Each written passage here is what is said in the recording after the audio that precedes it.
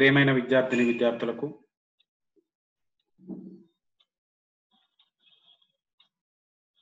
ఈ ఆన్లైన్ ద్వారా అందిస్తున్నటువంటి తెలుగు పాఠాల కార్యక్రమానికి కరోనా కాలంగా కళాశాలకు రాలేకపోతున్న విద్యార్థులకు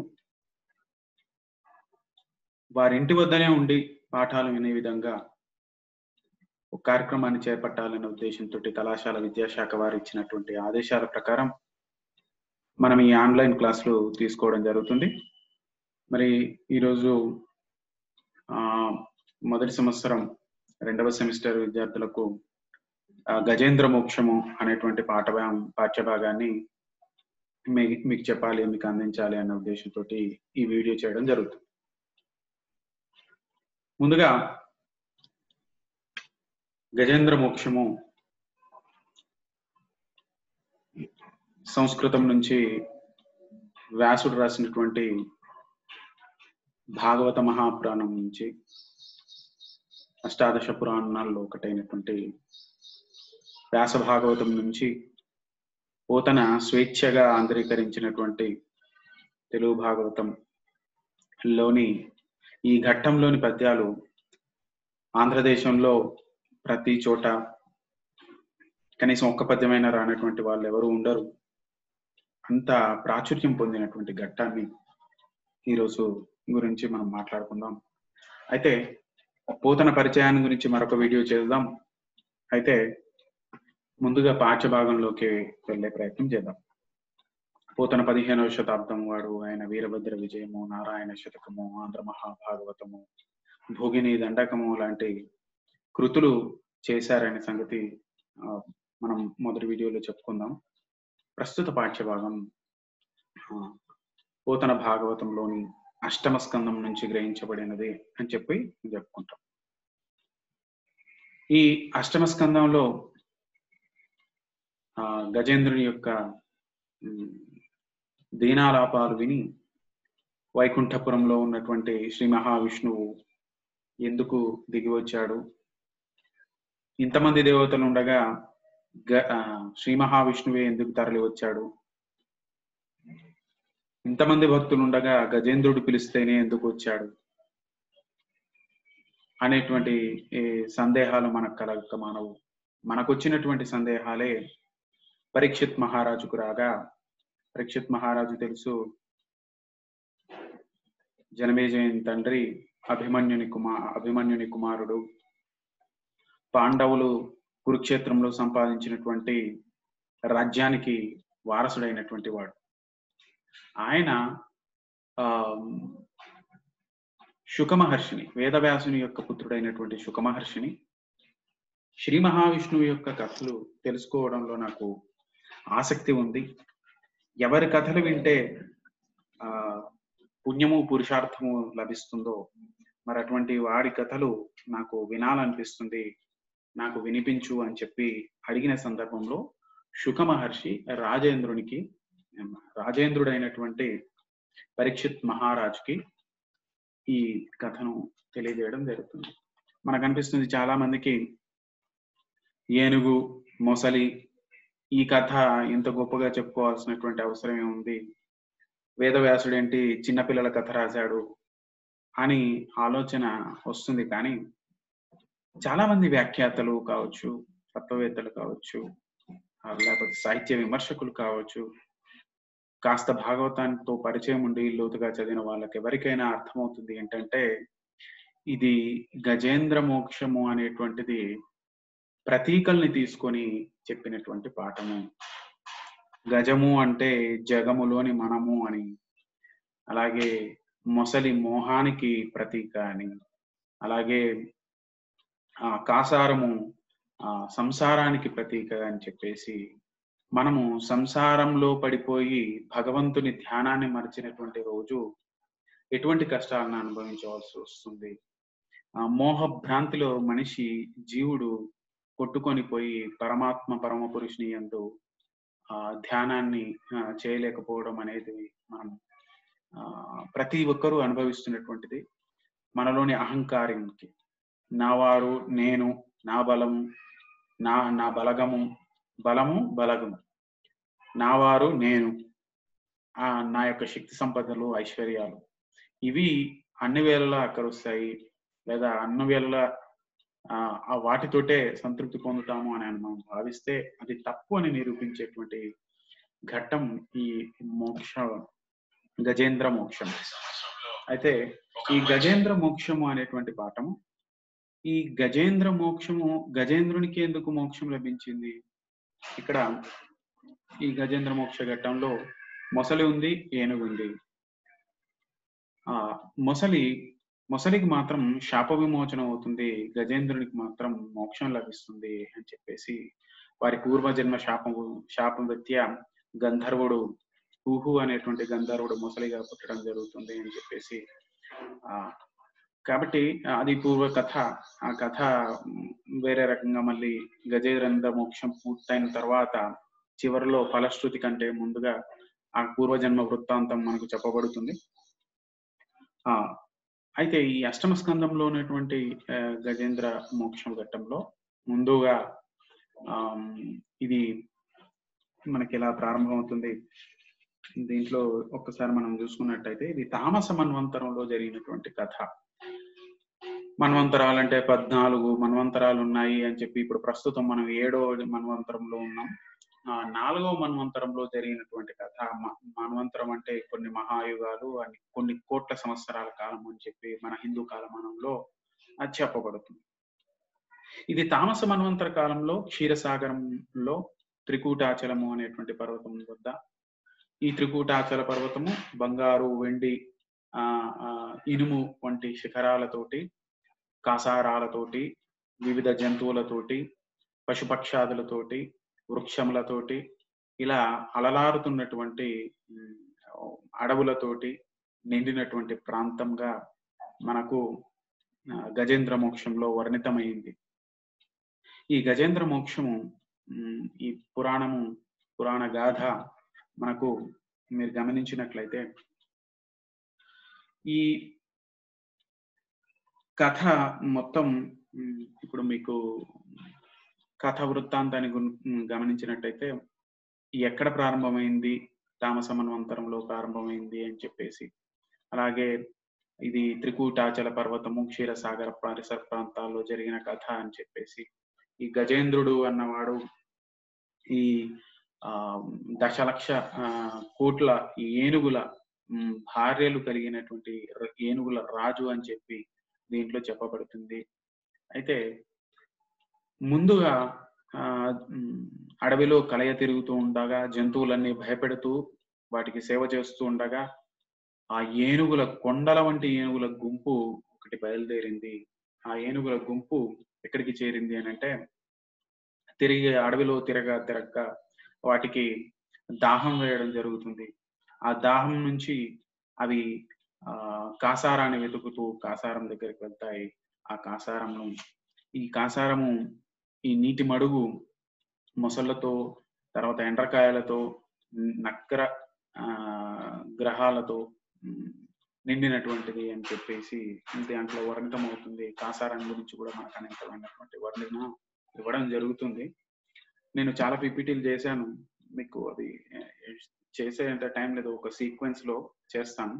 అయితే ముందు పాఠ్య భాగానికి సంబంధించినటువంటి మనం అంశాన్ని చెప్పుకొని ఆ తదుపరి మళ్ళీ ఒకసారి పోతన యొక్క పరిచయాన్ని చాలా వివరంగా, ఆయన యొక్క కవితా విశేషాలని, మన పాఠ్య భాగంలో ఆ కవితా విశేషాలు ఏ విధంగా ప్రతిఫలించాయి అన్నటువంటి దాన్ని మనం ఖచ్చితంగా తెలుసుకోవాల్సినటువంటి అవసరం ఉంది. అలాగే భాగవత సుధలోని కొన్ని మంచి పద్యాలను మనం వామనావతారం కావచ్చు, భక్త ప్రహ్లాద చరిత్రము కావచ్చు, ధ్రువోపాఖ్యానం కావచ్చు, మినీ కళ్యాణం కావచ్చు, ఇలాంటి ప్రసిద్ధ ఘట్టాల్లోనేటువంటి కొన్ని మంచి పద్యాలని, లేకపోతే గోపిక వాళ్ళకి సంబంధించినటువంటి శ్రీకృష్ణుడి బాల్య క్రీడలు కావచ్చు, వాటికి సంబంధించినటువంటి పద్యాల్ని మనం మరొకసారి రాబోయే వీడియోలో మీరు చెప్పుకుందాం.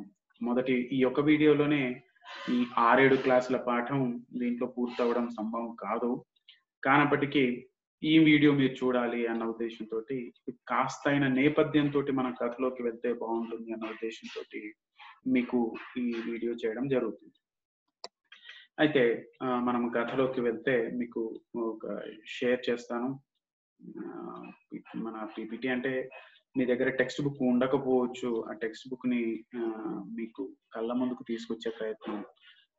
ఎంతసేపు మీరు నా ముఖము, నేను మీ ముఖము కాకుండా మీరు నా ముఖం మాత్రమే కాకుండా టెక్స్ట్ బుక్ చూస్తే బాగుంటుంది అన్న ఉద్దేశంతోటి మీకు ఈ పీపీటీ అందించడం జరిగింది. ఇది అష్టమ స్కందంలోని 86వ పద్యము, కందపద్యము. కలడందురు దీనులయడన్ కలడందురు భరమయోగి గణముల పాలన్ కలడందురన్ని దిశలను కలడు కలండనడు వాడు కలడో లేడు. ఇక్కడ గజేంద్రుడు నీటి మడిలో నీరు తాగటానికి వెళ్ళి నీరు తాగడంతో సరిపెట్టుకోకుండా కాసారాన్ని మొత్తం అల్లకల్లోలం చేసి అందులో నీటిని ఎగజిమ్ముతూ ఉంటే నీటిలో ఉన్నటువంటి తేళ్లు, తాబేళ్లు, ఎండ్రకాయలు, చేపలు ఆకాశంలోని రాశుల్లో పడుతూ ఉంటే అన్నట్టుగా నీటిని ఎగజిమ్ముతూ ఉన్నటువంటి సందర్భంలో, అల్లకల్లోలం చేస్తున్నటువంటి సందర్భంలో మకరేంద్రుడు అయినటువంటి మొసలి, ఆ మొసలి ఏం చేస్తుంది అని అంటే అది ఏనుగు యొక్క పాదాలని, కాళ్ళను పట్టుకొని వేధించడం ప్రారంభిస్తుంది. ఇంతమంది ఏనుగుల గుంపు కలిగినటువంటి వాడు, ఏనుగుల రాజు అయినటువంటి వాడు దారి తప్పి, మనం ఈ పాఠంలో మనకు అంతకు ముందు చెప్పింది అంటే వెళ్లాల్సిన మార్గంలో వెళ్లకుండా దారి తప్పాడు అని చెప్పేసి, మనం అడవిలో మార్గం తప్పి ఎప్పుడు వెళ్ళే కొలను కాకుండా కొత్త కొలంలోకి వచ్చాడు అని చెప్పేసి, సంసారం అనేటువంటి సాగరంలోకి వచ్చాడు అని చెప్పి, ఆ సంసారంలో మోహం అనేటువంటి భ్రాంతి చేత కట్టుబడిపోయాడు అని చెప్పేసి అందులో చెప్తుంది. ఆ మొసలి యొక్క బాధను విడిపించుకునే ప్రయత్నంలో ఇక 1000 సంవత్సరాల పోరాటం చేసిన తర్వాత ఇక ఎవరు తనను ఏ భగవంతుడు తనని ఈ మొసలి బారి నుంచి కాపాడుతాడు అనేటువంటి ఆలోచనతోటి గజేంద్రుడు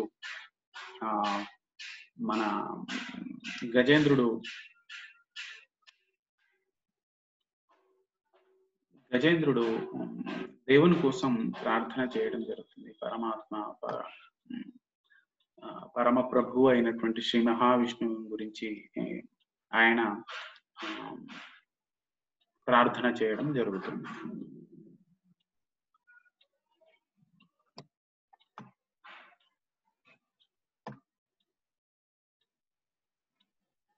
ఆ ప్రార్థన చేస్తున్నటువంటి సందర్భంలో గజేంద్రుని యొక్క దీనాలాపములు అని చెప్పి మనం చెప్తున్నాం.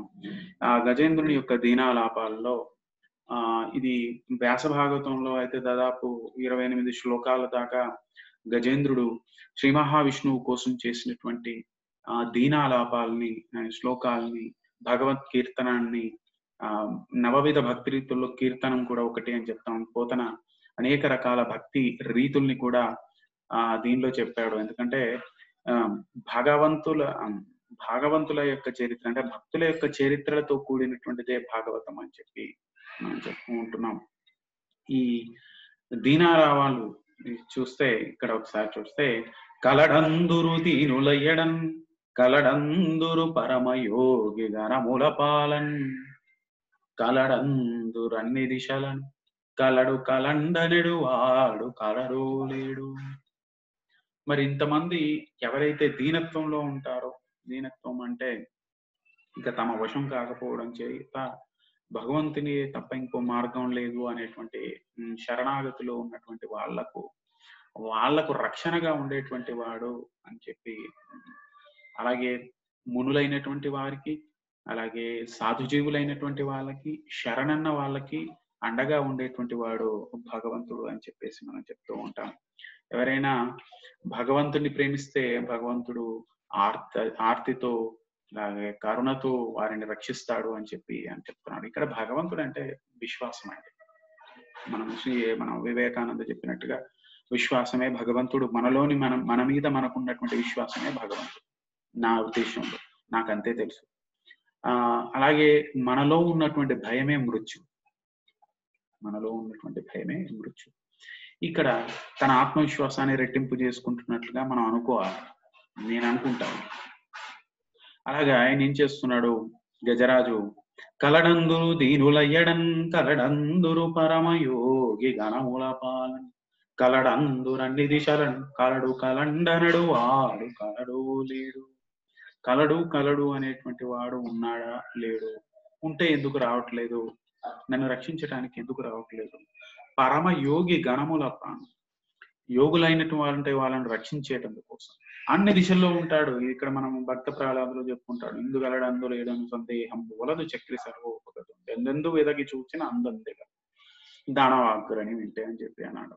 కాబట్టి కలడు కలండ్ అనేవాడు ఎక్కడున్నాడు, అన్ని దిశల్లో ఉన్నాడు, మరి వాడు ఎందుకు రావట్లేదు అని చెప్పి గజేంద్రుడు మొరపెట్టుకున్నటువంటి సందర్భంలో, ఇది మీకోసం నేను తెలుగు భాగవతం అనేటువంటి వెబ్సైట్ నుంచి తర్వాత కొన్ని మనం ఎడిటింగ్స్ ఇట్లాంటివి ఏమన్నా ఉంటే చేసుకొని మీకు ఈ పీపీటీ ఇవ్వడం జరుగుతుంది. ఇది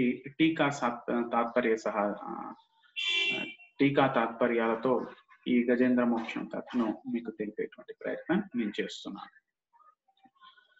దేవుడు ఆర్తులైన వారి వెంట ఉంటాడు అని అంటారు. మరి నాకు ఇంకా ఉన్నాడు అంటున్న దేవుడు ఉన్నాడో లేడో అనేటువంటి సందేహం వస్తుంది అని చెప్పి, కలుగడే నా పాలి కలిమి సందేహింప కలిమి లేములు లేక కలుగువాడు నా కడ్డపడరాడె నలిన సాధువుల చేపడిన సాధుల కడ్డపడడు వాడు చూడడే నా పాటు చూపులం చూడక చూచువారల కృప చూచువాడు లీలతో నా మొరాలింపడే మొరగుల మొరలెరుంచు తన్ను మొరకువాడు అఖిల రూపముల్ తన రూపమైన వాడు ఆది మధ్యాంతాలు లేక ఆడడువాడు భక్త జనముల దీనుల పాలివాడు వినడే చూడడే తలపడే వేగరాడే.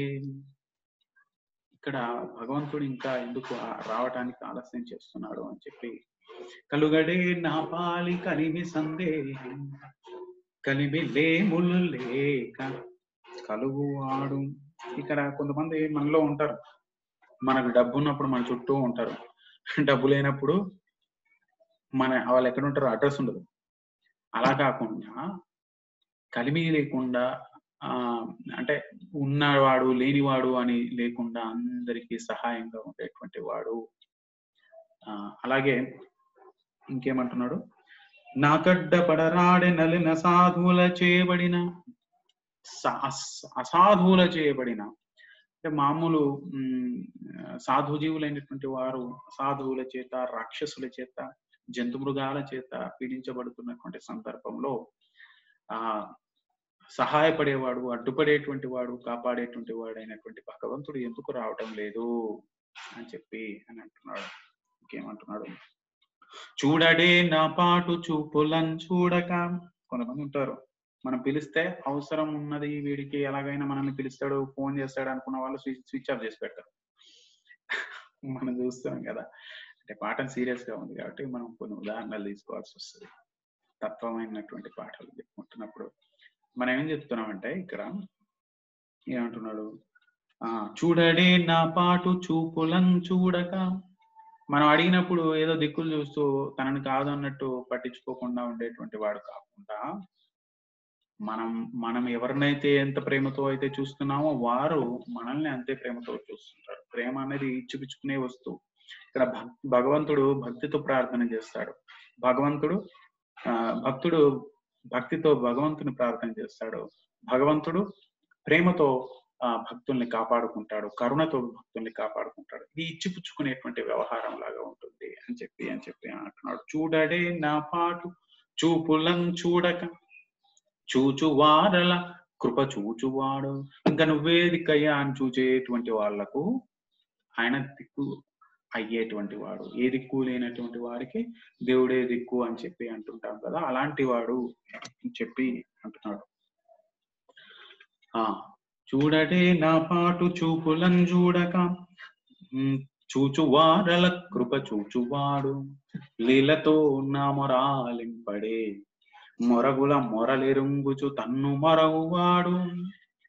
తనను తాను మరిచిపోయి ఆ తన భక్తులకు సహాయం చేసేటువంటి వాడు. అంటే రాబోయే కాలంలో ఆయన రాసినటువంటి మనము సిరికింజెప్పడు అనేటువంటి పద్యాన్ని కూడా ఆ దీని ముందే కథను ముందే చెప్పినట్టుగా మనం ఇక్కడ మనం గమనించవచ్చు.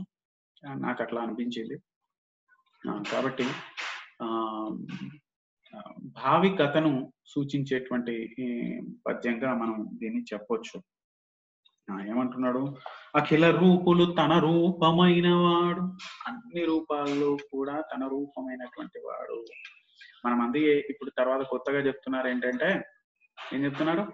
అన్ని జంతువుల మీద ప్రేమ చూపాలి, కారుణ్యం చూపాలి. అది ఎప్పుడో చెప్పారు. అన్ని జంతువులే భగవంతుడేరా నాయన, అన్ని ప్రాణుల్లో కూడా నిన్ను నువ్వు చూసుకో అని చెప్పి, నీలాగే అందరూ, నీకు నొప్పి అయితే అతడి ఎదుటి వ్యక్తికి నొప్పి అవుతుంది. ఇది ఒక్కటి అర్థమవుతే చాలు, మనిషికి వేరే జ్ఞానం ఏం అవసరం లేదు. ఏమంటున్నాడు? నువ్వు ఎలాగా అనుభూతులు పొందుతావో, లేకపోతే కష్ట నష్టాలు పొందుతావో, మాట పడితే ఎవరైనా మాట అంటే కష్టాన్ని పొందుతావో, మనసు నొప్పించుకుంటావో, అవతల వ్యక్తులు కూడా అలాగే ఉంటారు. అవతల వ్యక్తుల్లోకి నువ్వు వెళ్ళి ఆలోచించే, ఎదుటి వ్యక్తి కూడా నాలాంటి వాడే అనుకుంటే, సర్వభూతాలు జంతువులు నాలాంటివే అనుకుంటే ఇంకా ఇంకా ఎక్కడ సమస్య వస్తుంది చెప్పండి? ఇక్కడ అంటున్నాడు, ఏమంటున్నాడు? అఖిల రూపములు తన రూపమైన వాడు. అన్ని రూపాలు కూడా తన రూపమే, భగవంతుని రూపాలే. మిగతా వాళ్ళందరూ కూడా భగవంతులే రూపాలే అని చెప్పి, ఆది మధ్య అంతములు లేకాడరు వాడు. ఆయన ఆది మధ్య అంతము లేదు, అనంత స్వరూపుడు అని చెప్పి ఆయన చెప్తూ ఉంటాం. భక్తజనముల దీనుల పాలివాడు. భక్తజనముల దీనుల పాలివాడు. భక్తులకు దీనులకు కాపాడేటువంటి వాడు. వినడే చూడడే తలపడే వేగరాడే.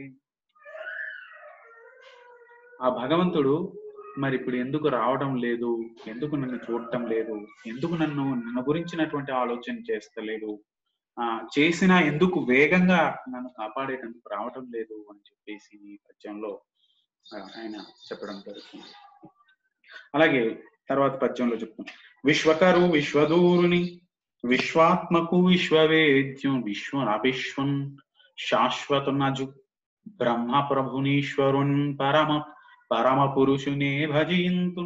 పరమ పురుషుడు అయినటువంటి వాడు, పరమ పురుషుడు, ఉత్తమ గుణాలే కలిగినటువంటి వాడు. మనలోని ఉత్తమ గుణాలకే భగవంతుడు అనేటువంటి పేరుని నేను అనుకుంటున్నాను. విశ్వకర్ముడు, విశ్వదూరుడు, విశ్వకరు ఈ విశ్వాన్ని సృష్టించినటువంటి వాడు. ఆయనే సృష్టించాడు. విశ్వదూరుని, విశ్వానికి దూరంగా ఉంటున్నటువంటి వాడు. విశ్వాత్మం, ఇక్కడ మీరు ప్రతి పదార్థాలను కూడా మీరు గమనించవచ్చు. విశ్వాత్మం, ఈ జగత్తే తన స్వరూపము అయినటువంటి వాడు. విశ్వవేద్యున్, విశ్వం మొత్తం తెలుసుకోవాలి తగినటువంటి వాడు. ఎవరి గురించి మనం తెలుసుకోవాలో వాడు. మనలోని మంచి గురించి మనం తెలుసుకోవాలి. ఎందుకంటే ఆయన ఏమన్నాడు? పరమ పురుషుడు అన్నాడు. అంటే ఏ గుణములు ఏ లోపాలు లేనటువంటి వాడు.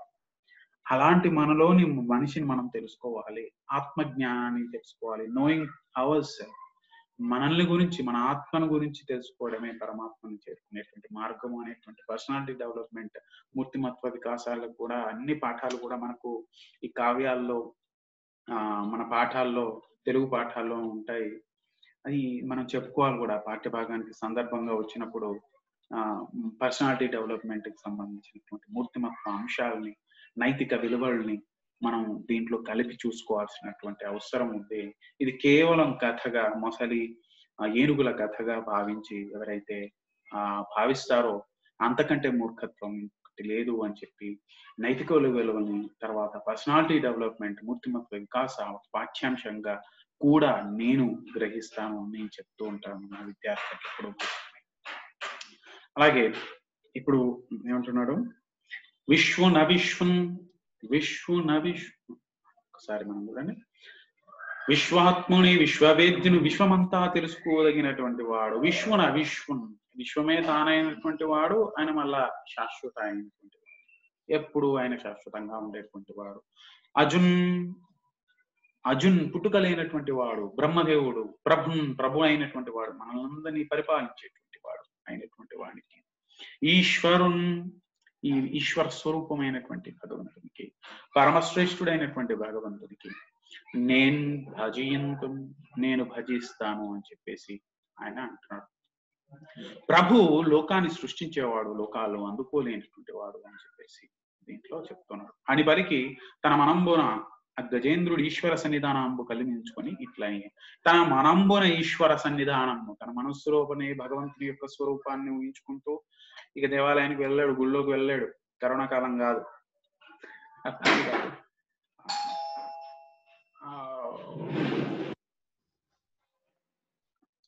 బాబు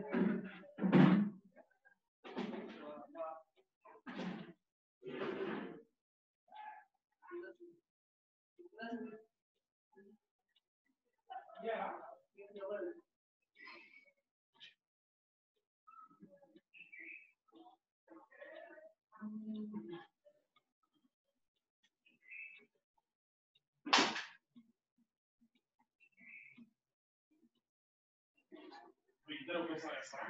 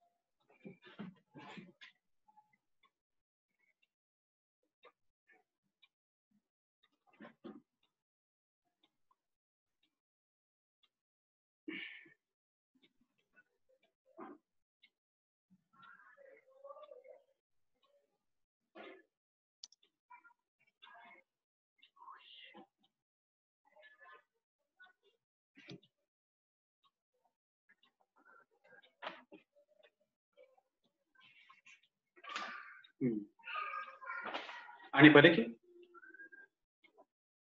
పలికి తన మనమ్మున ఆ గజేంద్రుడు ఈశ్వర సన్నిధానంపు కల్పించుకొని ఇట్లా అని ఏమంటున్నాడు చూడండి. ఈ ఈశ్వర సన్నిధానాన్ని కల్పించుకొని తన మనస్సులోనే గుడిగా భావించి అంటున్నాడు. ఇది చాలా చాలా ప్రాచుర్యం పొందినటువంటి పద్యం. లా ఒక్కింతయు లేదు ధైర్యము విలోలం బై ప్రాణంబులున్ ఠావుల్ దప్పెన్ మూర్ఛ వచ్చన్ తను ఉండసెన్ శ్రమం బయ్యడన్ నీవే తప్ప ఇతః పరం బెరుగ మన్నింపంతగున్ దీనునిన్ రావే ఈశ్వర కావవే వరద సంరక్షింపు భద్రాత్మక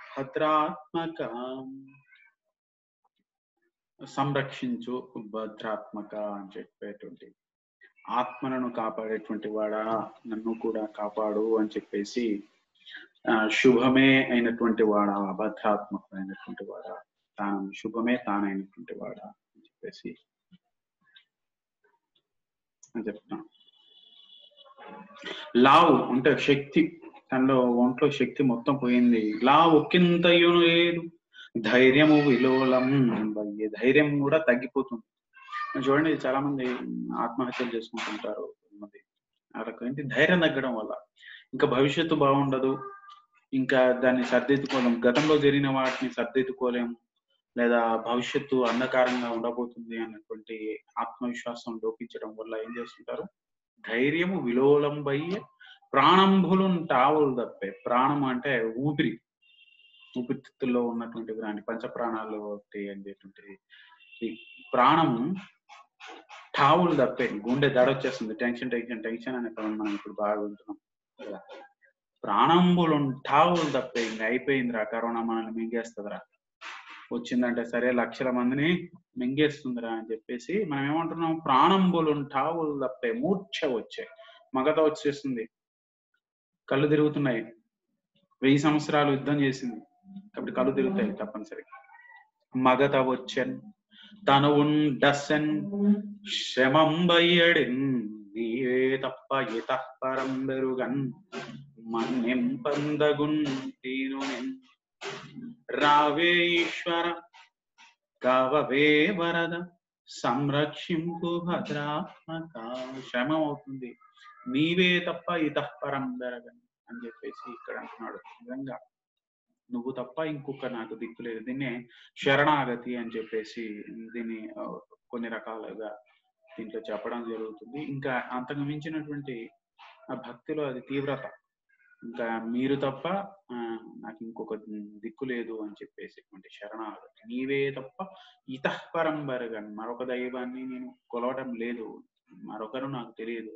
కావున మన్నెంపందగున్ దీను నేను ఈ దీనుణ్ణి మన్నిస్తావని ఆశిస్తున్నాను అని చెప్పి, రావే ఈశ్వర, ఈశ్వర అంటే భగవత్ స్వరూపము, ఈశ్వర కావవే రక్షించవే, వరద, వరద అంటే వరములు ఇచ్చినటువంటి వాడు, సంరక్షింపు భద్రాత్మక అని చెప్పేసి అందరినీ కాపాడే స్వామి నన్ను కూడా కాపాడు అని చెప్పి, వినుదట జీవుల మాటలు చనుదట చనరాని చోట్ల శరణార్థుల కోయనుదట పిరిచిన సర్వముగనుదట సందేహమయ్యే కరుణావార్థి, కరుణా సముద్రుడైనటువంటి వాడా వినుదట జీవుల మాటలు. ఈ ప్రపంచంలో అన్ని బుద్ధిజీవుల యొక్క మాటల్ని, అంతరాత్మల్ని, లోపలి మాటల్ని, బయటికంటున్న మాటల్ని వింటావట. చనుదట చనరాని చోట్ల, ఇనుప స్తంభంలోంచి నరసింహస్వామి వస్తాడని ఆయన అనుకోలేదు కదా. అలాగే చనరాని చోట్లకు వెళ్తావట, శరణార్థులకు ఓ అనుదట. పోయిందా అంటే ఓ అన్నట్టుగా శరణార్థులు పిలిస్తే ఓ అని పిలుస్తావట. సర్వముగనుదట, అన్ని తెలుసుకుంటావు, అన్ని తెలుస్తావు, చెప్పింది తెలుస్తుంది, చెప్పంది తెలుస్తుంది. మనం ఆయన వినట్లేడు అని అనుకుంటాం, కానీ అన్ని వింటున్నటువంటి వాడు ఆయన. భగవంతుని స్వరూపంలో మన అన్ని వింటున్నా, మన అంతరాత్మలో ఆత్మలో ఉన్నటువంటి వాడు తప్పనిసరిగా అన్ని వింటాడు. కనుదట పిలిచిన సర్వము కనుదట సందేహం అయ్యే కరుణావార్థి. నాకు మరి ఇక్కడ మాత్రం నా యొక్క మాటల్ని నువ్వు పట్టించుకోకపోవడం, నన్ను నిర్లక్ష్యం చేయడం వలన నాకు సందేహం అవుతుందని చెప్పేసి ఆయన అనుకుంటున్నాడు. తర్వాత ఓ కమలాప్త ఓ వరద, ఇక్కడ నేను విసంధి పూర్వకంగా చదువుతానంటే పదాలు మీకు స్పష్టంగా అర్థం అవుతే, అర్థం తెలిస్తే ఆ తర్వాత మీరు సంధిపూర్వకంగా చదువుకోవడం అనేటువంటి ప్రారంభ దశలో విసంధి పూర్వకంగా అంటే సంధి లేకుండా విడదీసి చదువుకుంటే మంచిది. ఓ కమలాప్త ఓ వరద ఓ ప్రతిపక్ష విపక్ష దూర కుయ్యో దీనాలాపం కవియోగి వంద్య, కవి యోగుల చేత నమస్కారం పొందేటువంటి వాడు. సుగుణోత్తమ ఓ శరణాగతామరానోక యో మినీశ్వర మనోహర ఓ విమల ప్రభావ రావే కరుణింపవే తలపవే శరణార్థిని నన్ను రావే. ఓ కమలాప్త ఓ వరద ఓ ప్రతిపక్ష విపక్ష దూర. ఇక్కడ కమలాప్తుడు, కమలాను లక్ష్మీదేవికి ఆప్తుడైనటువంటి వాడు శ్రీ మహావిష్ణువు నారాయణ. వరద వరములను ఇచ్చినటువంటి వాడ, ప్రతిపక్ష విపక్ష దూర, అలాగే శత్రుపక్షమును ఎందును వైరం లేనటువంటి వాడ, అంటే ఎవరిని కూడా ద్వేషం చేయడం, అంటే ఎవరిని కూడా దూరం పెట్టవు, మనకి ఈ వ్యక్తి అవసరం లేదు అని చెప్పేసి. అట్లాంటి అంటే మనం చెప్తూ ఉంటామే, కొంతమందిని ఏం చేస్తామంటే మనం కావాలని వాడు నా శత్రువు, మనం వాడితో మాట్లాడొద్దు, ఇలాంటి ఆలోచనలు ఉంటాయి కదా. ఈయనకు అటువంటి ఆలోచన లేవు. ప్రతిపక్ష విపక్ష దూరం, మనవాడు కానివాడు అనేటువంటి తేడా లేదు, అందరూ మన వాళ్ళే. కుయ్యో అని ఆర్తనాదం చేస్తూ కవి ఏమంటున్నాడు, కవి యోగి వంద్యం, నారాయణుడైనటువంటి వాడా, కవుల చేత యోగుల చేత నమస్కరించబడుతున్నటువంటి వాడా, సుగుణోత్తముడైనటువంటి వాడా, ఉత్తమ గుణాలు కలిగినటువంటి వాడా, ఓ శరణాగతామరో ఆనోక, అంటే శరణన్న దేవతలకు ఆనోకహము అంటే కల్పవృక్షమైనటువంటి వాడా, శరణ్ అనేటువంటి శరణ్ అన్నటువంటి దేవతలకు ఎప్పుడు కల్పవృక్షంలా వారి కాపాడేటువంటి వాడా అని చెప్పేసి అని చెప్తూ ఉన్నాడు. అలాగే ఇంకేమంటున్నాడు, ఓ విమల ప్రభావ, విమల అంటే స్వచ్ఛమైనటువంటి మహిమను కలిగినటువంటి వాడా, విమల ప్రభావ నారాయణ, రావే ఈశ్వర కరుణింపవే తలపవే, నన్ను గురించి భావించుకోవడం లేదు ఎందుకు అని, శరణార్థిని నన్ను కావవే, శరణార్థిని నన్ను కావవే అని చెప్పేసి అతను అడుగుతున్నాడు. ఓ కమలాక్షుడా, వరాలను ఇచ్చేటువంటి వాడా, శత్రువుల పైన కూడా వైరం లేనటువంటి వాడా, అందరూ నా వాళ్ళు అనుకునేవాడా అని, పండితులచే నమస్కారాలు అందుకునేటువంటి వాడా, ఉత్తములైనటువంటి గుణములు కలిగిన వాడా, శరణు కోరు వారికి కల్పవృక్షము వంటి వాడా, మునీంద్రులకు ప్రియమైనటువంటి వాడా, నిర్మలమైన మహిమ కలిగినటువంటి వాడా, నా మొర విను, వెంటనే రా, కరుణించు, కరుణించి శరణు వేడుతున్నటువంటి నన్ను కాపాడు అని చెప్పి, శరణార్థిని నన్ను కావవే అని చెప్పేసి అని పలికి, మరియు ఆ రక్షిత రక్షుడైన ఆపన్నుండైన నన్ను గాచుగాక, ఆపన్నుండైనటువంటి నన్ను కాచుగాక అని నిక్కి చూచుచు నిట్టూడుపులు విగడించుచు బయలాలకించియు ఆ గజేంద్రుడు మొరచేయుచున్న సమయంలో ఇలా ప్రార్థించి, లక్షణం లేనటువంటి వారిని రక్షించేటువంటి వాడు. ఈ మధ్యకాలంలో ఏదో సినిమాలో అనుకుంటారు, ప్రతి బలహీనుని పక్కన కూడా ఒక బలవంతుడు ఉంటాడు అనేటువంటి ఒక మాట వాడారు. అది ఇక్కడి నుంచే తీసుకున్నారని అంతే ఖచ్చితంగా. ఏమంటున్నాడు, ప్రతి బలహీనుని పక్కన కూడా బలమయ్యేటువంటి వాడా అని చెప్పేసి చాలా సందర్భాల్లో భక్తి కవితల్లో ఇది వస్తుంది. నరసింహ శతకంలో వస్తుంది, దూర్జట్లో వస్తుంది, శ్రీకాళహస్తీశ్వర శతకంలో వస్తుంది. కాబట్టి కదా ఇంకా నువ్వే దిక్కు అని చెప్పేసి, కాబట్టి భగవంతుడైనటువంటి వాడా నన్ను కాపాడు అని చెప్పేసి. తర్వాత ఏమంటున్నాడు, విశ్వమయతలేమి విరియు ఊరక నుండి రంభుజాసనాదులు అడ్డుపడక, అంబుజ ఆసనం కలిగినటువంటి పద్మము ఆసనంగా కలిగినటువంటి వాడు బ్రహ్మదేవుడు. విశ్వమయతలేవి, విశ్వమంతా వ్యాపించే గుణం కలిగినటువంటి వాడెవరు, ఇతడు కాకపోవడం వల్ల, అంటే విష్ణు అనే పదానికి అర్థం ఏంటంటే వ్యాపించే గుణం కలిగినటువంటి వాడు అని చెప్పి. మరి అలాంటి ఆ గుణం లేకపోవడం చేత ఎవరినైతే పిలుస్తున్నారో వాడు తాము కాకపోవడం చేత మిగతా దేవతలు కూడా విననట్టుగా ఉన్నారు. అంబుజాసన ఆదులు అంటున్నాడు, మొదలైనటువంటి వారు అడ్డుపడకుండా. విశ్వమయుడు విభుడు విష్ణుండు జిష్ణుండు భక్తియుతున అడ్డపడదలంచి, విశ్వమంతా నిండేటువంటి వాడు విభుడు అంటే ప్రభు అయినటువంటి వాడు, విష్ణుడు వ్యాపించే గుణము కలిగినటువంటి వాడు, జిష్ణుడు జయశీలత్వం కలిగినటువంటి వాడు, భక్తియుతునకు అడ్డుపడదలించి, భక్తితో ఉన్నటువంటి వాడికి అడ్డుపడదలించి ఏమంటున్నాడు, అల వైకుంఠపురములో నగరిలో ఆమూల సౌధంబుదాపల మందార వనాంతరామృత సరః ప్రాతేందు కాంతోపలోత్పల పర్యంకరమా వినోదియ ఆపన్న ప్రసన్ను విహ్వల నాగేంద్రంబు పాహి పాహి అనగుయ్యాలించి సంరంభియై. అలా వైకుంఠపురములో, ఇది ఎంత గొప్ప పద్యం అంటే ఇది చాలా ప్రాచుర్యం పొందినటువంటి పద్యం. ఈ మధ్యకాలంలో పుస్తకంగా కూడా వచ్చింది కదా. అలా వైకుంఠపురంలో వైకుంఠము అనే తన నివాసం, ఆయన ఎక్కడుంటే అదే వైకుంఠం, అది ఆయన ఉన్నది వైకుంఠం అవుతుందా. అలా వైకుంఠపురములో నగరిలో ఆమూల సౌధం బుధాపల, ఎక్కడెక్కడో మూలలో ఉంది ఇది అని అనుకోవద్దు, ఇంటీరియర్ గ్రామంలో ఉంటుంది అని అనుకోవద్దు. ఆ మూలము దేనికి మూలము, విశ్వమంతటికి మూలము అని చెప్పిన. మూలం అంటే ఇక్కడ ఆ మూలలో ఉందని కాదు, ఈ విశ్వానికి మూలమైనటువంటిది అది అని చెప్పి. అలా వైకుంఠపురములో నగరిలో నామూల సౌదంబుదాపల మందార వనాంతరామృత సర ప్రాతేందు కాంతోపలోత్పల పర్యంకరమా వినోదయకు.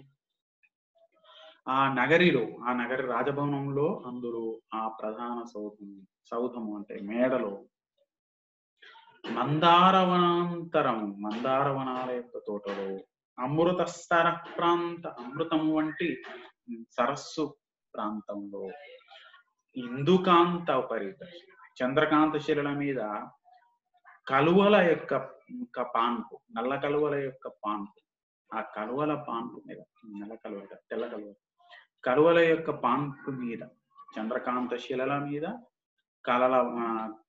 కలువల పాన్పు మీద, మందారవనం తోటలో, అలాగే అమృతము వంటి సరస్సు ప్రాంతంలో శ్రీ మహావిష్ణువు ఇక్కడ ఉండడం జరిగింది అని చెప్పి, అక్కడ ఉన్నటువంటి రమా వినోదియగు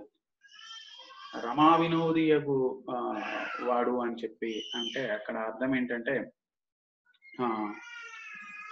శ్రీ లక్ష్మీదేవి తోటి ఏమంటారు అని, శ్రీ లక్ష్మీదేవితో తను శ్రీ లక్ష్మీదేవితో